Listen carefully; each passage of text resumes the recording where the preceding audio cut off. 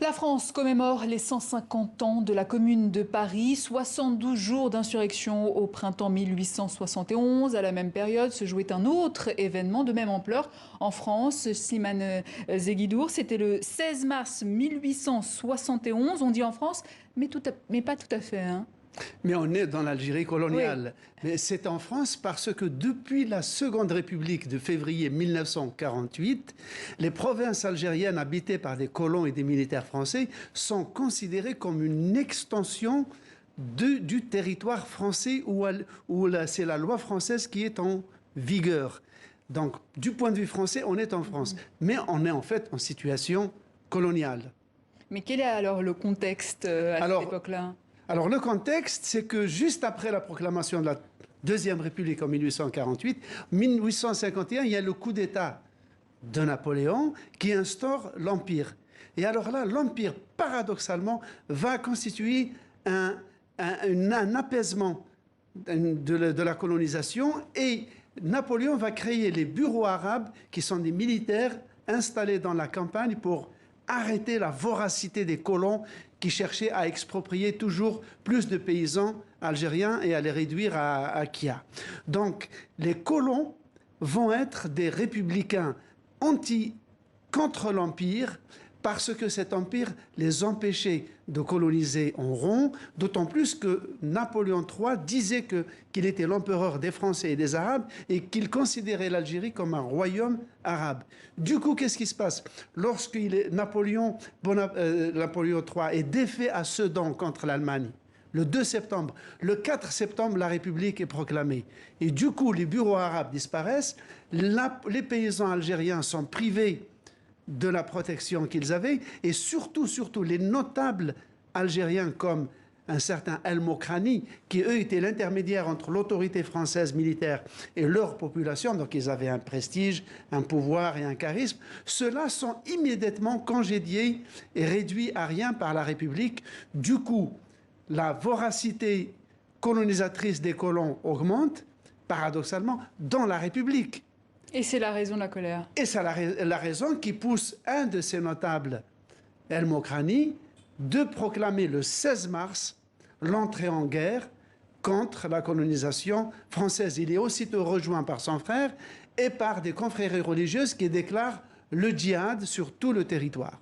Mais alors, quelles sont les forces en présence dans cette Algérie dite française? Alors, on a 250 tribus qui se soulèvent. Cela fait un total de 200 000 combattants, dont 100 000 cavaliers. Bon, 200 000 combattants, pas dans le sens moderne. Ils sont armés de fusils, de sabres, de pistolets, de gourdins, de cailloux, bref. C'est une armée assez hétéroclite. Mais néanmoins suffisamment massive pour que le front s'étende de l'ouest d'Alger jusqu'à la frontière tunisienne, c'est-à-dire presque 600 kilomètres. Donc 200 000 hommes. En face, en tout, il y a 100 000 colons français. Et il y aura à peu près quelques 20 à 30 000 soldats français aidés de supplétifs algériens. Donc et 200 000 paysans, on peut dire... oui, 200 000. Sur soit 10%, totalité, à peu près 10% de la population globale. Ouais. Mais probablement presque un tiers des adultes. Peut-être même la moitié des adultes. Donc, défaite des paysans? Alors, la guerre est évidemment oppose des paysans. C'est une jacquerie, c'est-à-dire une révolte spontanée de gens qui sont poussés à bout, qui sont affamés contre une armée moderne. À ce moment-là, la France a un empire qui va de la Nouvelle-Calédonie aux Caraïbes. Donc c'est un pays moderne, c'est un des pays les plus modernes. Donc c'est des soldats encadrés qui disposent d'un service de renseignement, d'une logistique, d'usines d'armement, alors que côté algérien, il n'y a aucune organisation, aucun état-major, aucune coordination nationale. Donc le combat était perdu d'avance.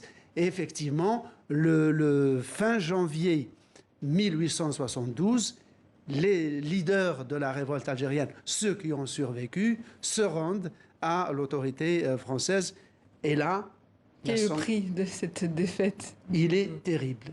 D'abord, le séquestre, c'est une amende financière colossale et assortie d'une expropriation foncière de 450 000 hectares. 450 000 hectares, ça équivaut à la totalité des possessions françaises de Tahiti jusqu'aux Antilles. c'est une expropriation des meilleures terres qui va détruire la paysannerie algérienne, dont elle ne s'est pas relevée d'ailleurs jusqu'à aujourd'hui. Ensuite, une autre partie des leaders, eux, ont été condamnés à la déportation en Nouvelle-Calédonie, où ils vont trouver les communards, des leaders des communards, dont Louise Michel. Ils vont se trouver ensemble dans l'île des Pins, c'est une île au large de la Nouvelle-Calédonie, où ils vont sympathiser. Et ces Algériens vont être élargis quand ils participeront aux côtés de l'armée française à réprimer une révolte kanak sur place. Et là, ils sont élargis, mais ils sont restés, leurs descendants sont toujours en Nouvelle-Calédonie. Certains d'entre eux sont arrivés à des postes très importants. Et subtilité historique, les communards qui étaient ici, des progressistes, qui étaient eux contre la République parce qu'ils la trouvaient conservatrice, eux, une partie d'entre eux va être envoyée en Algérie avec les Alsaciens. Ah oui. Ils vont être envoyés en Algérie pour coloniser les terres expropriées aux paysans algériens. Et c'est eux qui récupèrent les terres, en fait, des Algériens qui sont partis, qui ont été déportés. Ce sont les colons français. Une partie, c'est les 25 000 Alsaciens qui sont chassés par l'annexion de l'Alsace en 70 par l'Allemagne, et aussi les communards qui pourtant avaient fait une révolte ici au nom d'une idéologie libertaire pré-communiste.